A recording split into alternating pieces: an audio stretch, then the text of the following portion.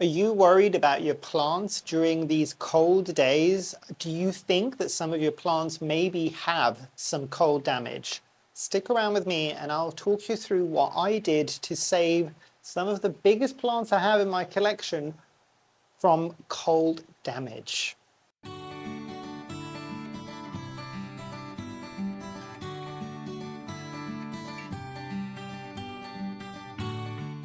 Hi, my name is Memo, this is my channel, Houseplantygoodness, and essentially it's a place where I like to geek out about my big passion. You might be able to see some of it behind me, it's tropical houseplants.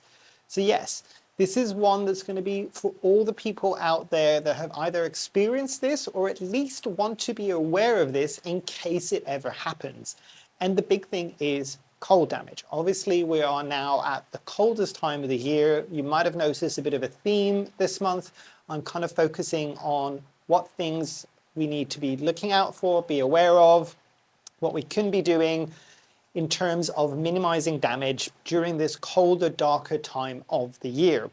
And again, I am predominantly speaking, at least at this time of the year, to people in the Northern Hemisphere. I know there's a lot of people that watch me from the Southern Hemisphere where it's now summertime. Enjoy it, because we're all very jealous. But you've had to sit there and watch us all through our summer going on about how nice and warm and sunny and everything was whilst you were going through your winter. It is only fair. But if you are from the Southern Hemisphere and you want to save this video for when it does get cold in your part of the world, please do so. So, yes, bit of a story time in terms of the plant behind me, which is the one that I'm going to be using as a bit of an example. It's not got any cold damage at the moment, but it did. So when I first moved into this property, which was probably 2021, I came into a conservatory that was very, very different. I'll link at the top when I did the update to the current conservatory, so you can kind of see that video if you haven't. But the previous conservatory was a lot draftier than this one. It had wood and it wasn't, so this is UPVC or kind of plasticky, metally kind of material. So it's doing a lot better with the high humidity levels that are existing in here, but the wood that was in here originally, the structure was originally kind of already had some water damage and it was kind of rotting away even before I moved in. Now, what I did not realize, I came into this not knowing anything about conservatories. So I'm just like, it's going to be nice and sunny and warm and it's going to be trapping the heat in. But it was, spoiler alert, anybody who's had an outdoor unheated greenhouse will know this. The light and the heat that comes in throughout the day, if you are fortunate enough to be in a place where you get a lot of sunshine, even in the winter, the UK is not one of those places, isn't going to be enough to carry that heat over during the nighttime. And that is going to be your riskiest time of the day with any of these plants. And that is when the issue happened with my Philodendron esmeraldens here. And I think it was the first or second night where it was me being a bit cocky and just kind of going, oh, you know what, it'll be fine, it'll be great. Look at all of this fantastic light and this fantastic heat that this plant is getting. And I wasn't even monitoring the heat levels in this space. So I came back, or I came into the conservatory the next day after leaving it here, and this plant specifically, and I could see it because the leaves were so large, in that midrib point, there was dark line coming through. There was dark lines on the petioles and some of the stem as well. And I was just like, hold on a minute. This is one of my favorite plants. It's one of my oldest plants. It's one of my largest plants. What in the heck is going on? Panic mode. Panic mode, panic, panic, panic. This was the first time I was dealing with true cold damage on tropical plants. And the reality was, when I figured out the next few days before I started putting things like radiators in here to supplement the heat overnight, and I put a thermometer in overnight, did I then realize that this plant, as well as everything else, this one was the first one to show it. I think a couple of my Calatheas and a couple of the smaller Philodendrons were showing damage as well. Nothing as significant as it was on the esmeraldens. And I will show you now the fact that this plant is very much thriving a good few years later. They all got a bit of cold damage, only to then realize when I looked at the temperatures overnight, this place went down to about 6 or 7 or 8 degrees Celsius. So it was very, very cold in here. Now, I had to learn super fast what cold damage is, how it kind of shows up in plants, and what you could do to avoid it, which is why I thought I'd do this video, because a lot of people, even if they don't have freezing cold rooms, because obviously this is a very extreme example that I was giving you now from this story time of my experience, you might still have cold drafts happening. You might have plants that are right next to a window that are getting a lot of cold coming through them, and you're wondering, what do you need to do in order to fix the problem, or at least avoid the problem? So first thing is first, what are the signs of cold damage that you might expect on your plants? I gave you the biggest hint earlier on. Have a look at the midvein, or the leaves themselves, or the petioles, or the stems, and see, are you getting a lot of thin black lines? Make sure that is not from root rot as well, because sometimes that can happen. But those dark lines, and something I will tell you now for free, they don't go away. Those are cells within the structure anywhere on that plant that have essentially died. That's the blackness that you're seeing, is those parts, those stems, the cells have died off because of the cold. That is not something that is reversible, it is permanent. It doesn't mean, especially if you've got a plant that doesn't have an awful lot of foliage on it, if I say this was the only leaf that I had and it had some of the damage on there, I am not going to remove this entire leaf because of the cold damage. I just need to make sure that that cold damage doesn't get worse, but I need to leave that leaf on there, especially if there's no other leaves on the plant, because that's the only way that it can photosynthesize. You might also see, and this is just crisping that's happening because of watering issues this year, but you might see dark tips at the end of the leaves as well. What you are looking at is things where the cold damage is going to be quite prevalent. The tips or the edges of the leaves are things that on the plant that are very, very thin. There's a very thin cell wall, so they're a lot more exposed to getting damaged by the cold, rather than say something as significant as the stem itself, or even the petiole, which tends to be thicker. More worrying when you get it on that as well, because you're just like, oh, it got cold enough that even the thickest parts of the plant are showing the damage. You might get sudden leaf drop, and I did with this plant. It didn't have just the one leaf at that point, it had quite a few leaves, but I did lose, I think maybe it had like 10-15 leaves. I lost 3 or 4 of the leaves overnight. They were just like, nope, we're out. This has been too cold, we are out. We do not need to survive. The plant was conserving its energy. Granted, it sacrificed the lowest leaves first, as it normally would do, just throughout aging, because it's just like, these leaves are taking up resources that I need in order to keep the top growing part of me, which is the most important thing for most plants, happy. So just like, let's sacrifice the older leaves. I don't need to be providing precious energy for them when everything else is stressed. So you might see some leaf drop. The other big thing, and again, this is something when if you haven't caught it, try touching the soil level, especially worrying if the soil is wet. If the soil is very cold to the touch, that is a problem, because the biggest issue isn't just the ambient temperature around the leaves, especially if you've got something near a window or a drafty door. You want to make sure that the soil at the very minimum stays at an okay temperature and doesn't go freezing cold. Anybody that has ever grown in the garden and they are trying to kind of prepare some of their more sensitive plants for the winter will know that the most important thing that you will be doing in the garden, and people don't always kind of make that connection when you're looking at houseplants, is you'll put stuff like mulch at the top of the soil level. So if there is any cold or snow that's happening outside, it doesn't immediately touch the roots and really start causing some damage. Some people might also wrap their pots in like bubble wrap to keep some of that coldness out. Obviously, you're only going to be doing so much in the garden. It's only going to be 1 or 2 degrees higher than the rest of the ambient temperature, but that might still be enough to make them happy. So even more important for tropical plants that are not meant to ever be growing in such cold conditions, that soil level is not arctically cold. But how would you respond to a plant that you think has had some cold damage or you think might get some cold damage based on where it is. The first thing is remain calm. Cannot stress this enough. Do not start panicking. Take a moment to realize that a lot of these things are fixable and they can be not necessarily reversed, because as I said, that cold damage isn't going anywhere. That is then permanent, but at least there are salvageable ways that you can kind of do things to make sure that your plant doesn't get any worse. First thing might be glaringly obvious, but I will still say it.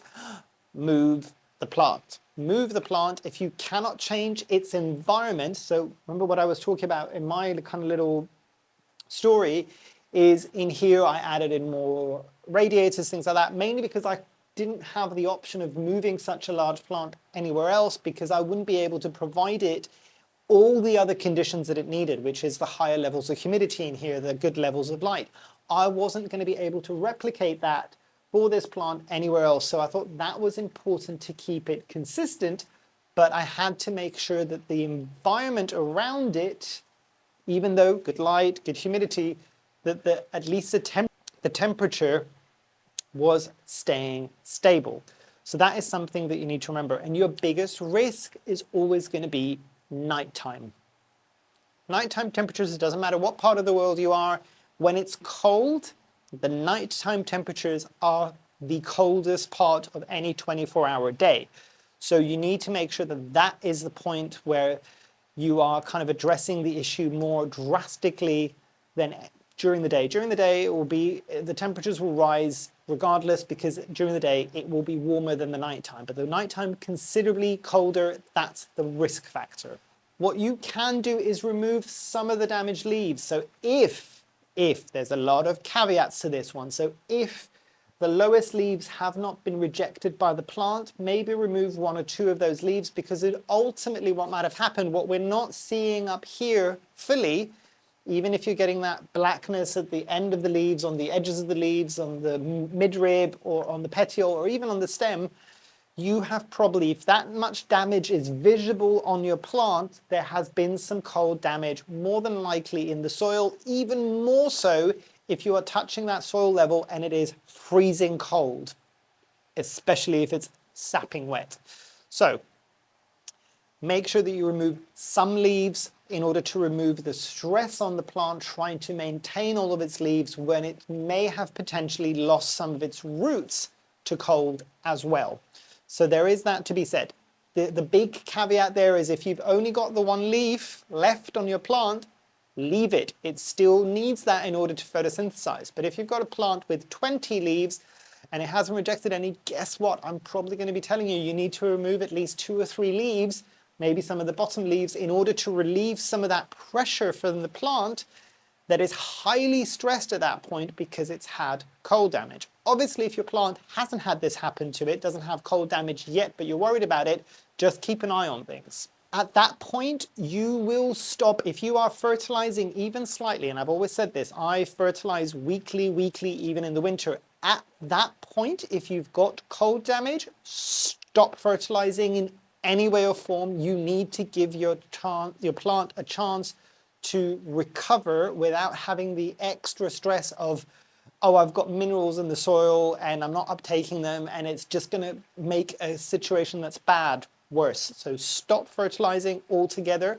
If your soil is sapping wet, stop watering. Even if your soil is not sapping wet, stop watering. What I would say, and this might sound a bit extreme, let that plant fully dry out, fully dry out, and then and only then water it a small amount to start getting it used to again to that kind of moisture. What you do not want to do, especially if you can't correct the temperature, you don't want to let it dry out and then make it sapping wet again for God knows how long then, with the cold still being an issue, because you are just going to make the situation even worse again. So start pulling back. There is something to be said. Again, we can learn a lot from people that are doing outdoor gardening.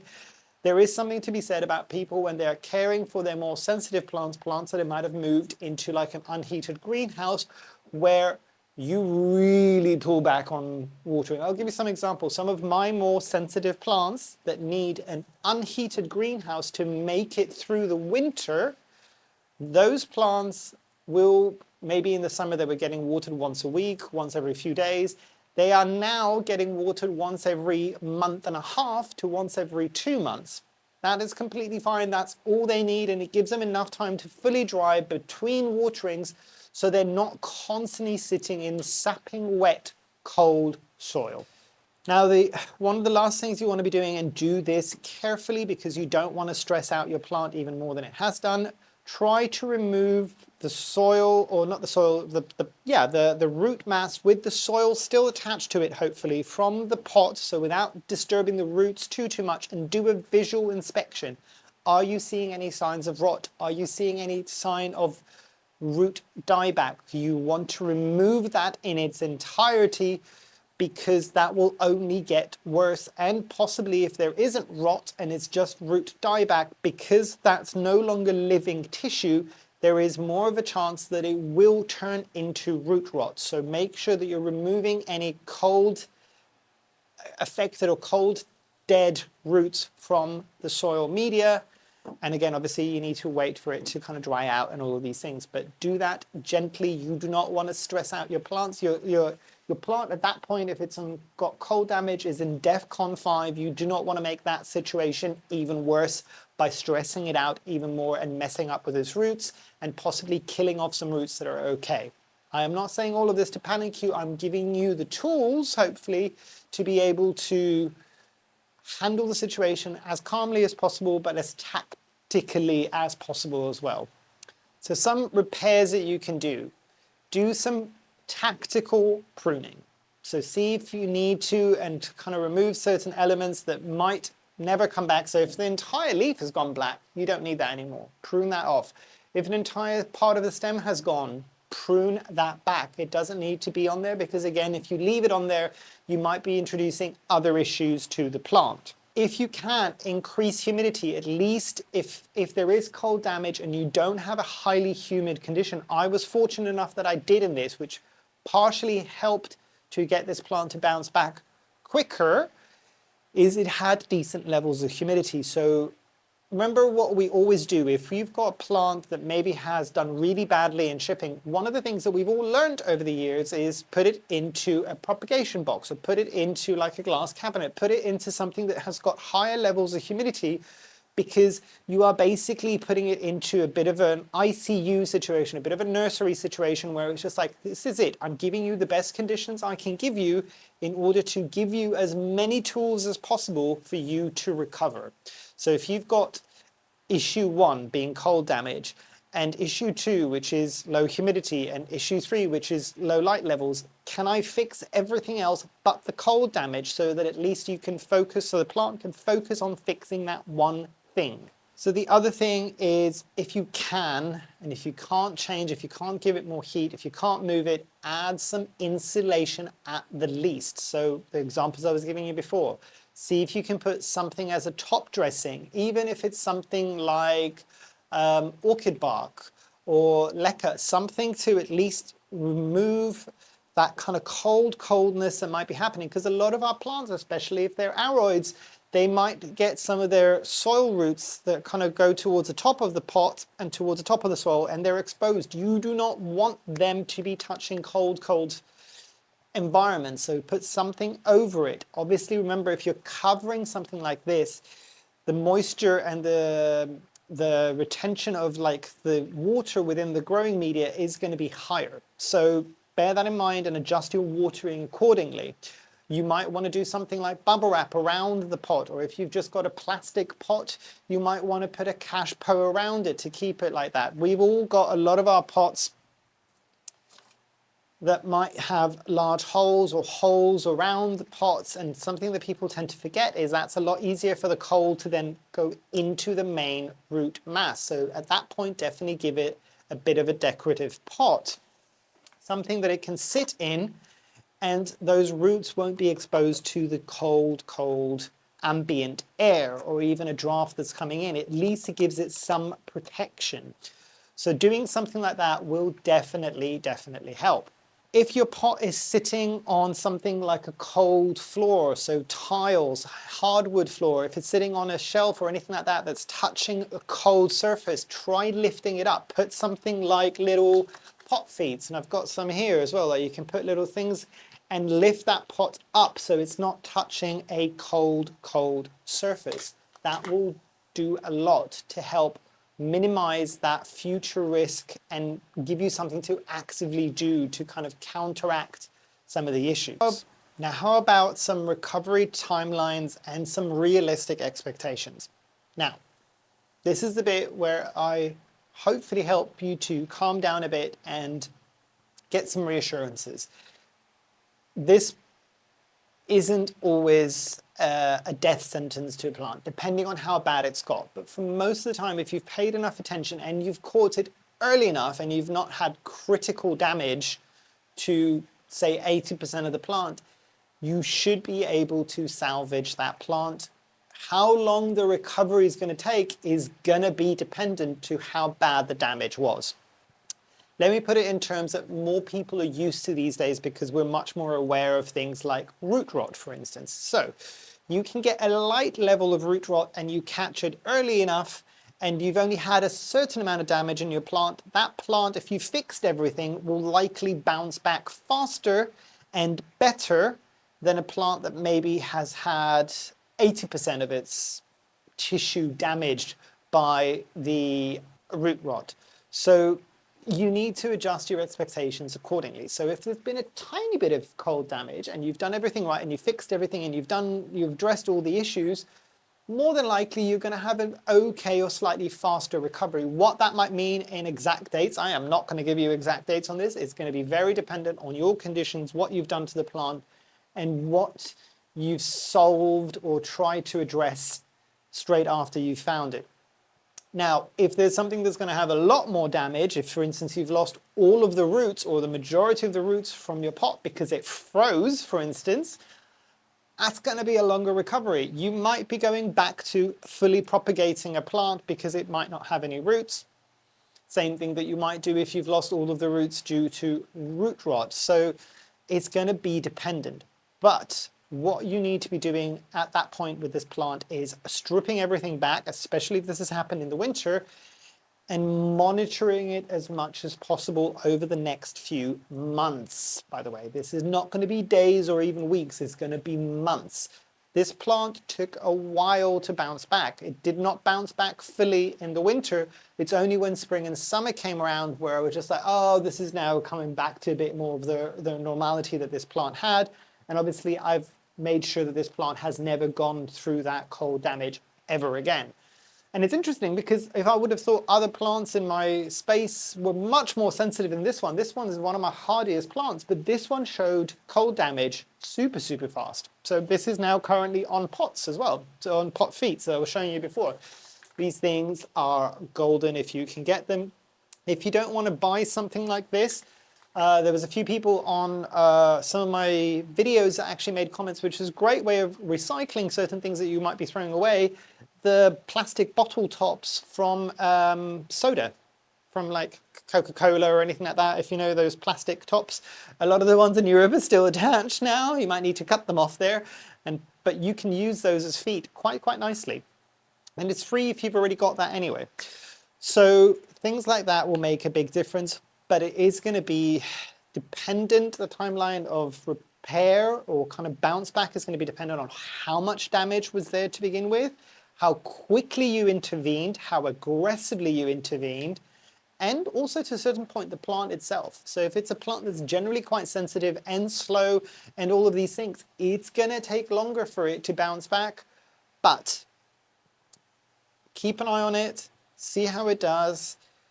Most of the time these plants will not die entirely. If you catch it early enough, they should bounce back. It's just going to be figuring out or seeing how long it's going to take to bounce back based on the damage and based on the conditions that it's still having to live in. And as some final thoughts, we need to always remember that plants are much more resilient than we ever give them credit for. There is that running joke that everybody always has as well, where it's just like, I've been doing everything right with this plant and it's not growing, but the exact same plant might be growing in the cracks of the pavement outside my house and it's growing into the size of a tree.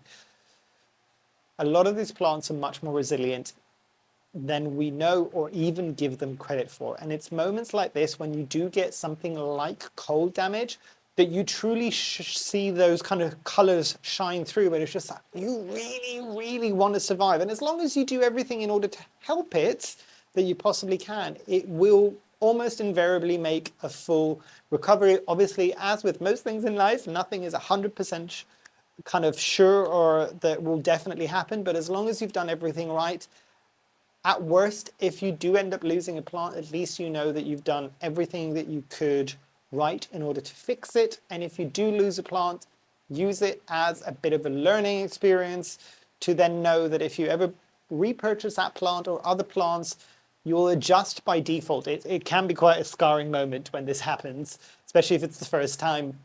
And you learn from it really quickly about what to do and what not to do in the future, so you don't have to go through that same stress, you or your plants, ever again.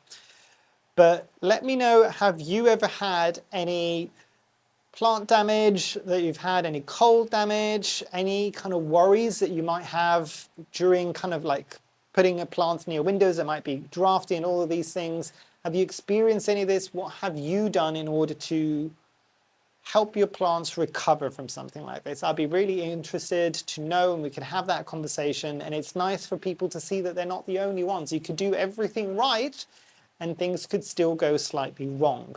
That's completely normal and it's part of the journey. But yes, hopefully you've enjoyed. Hopefully I shall see you here soon. And I truly, truly hope that you have a great rest of your day. Thanks. Bye.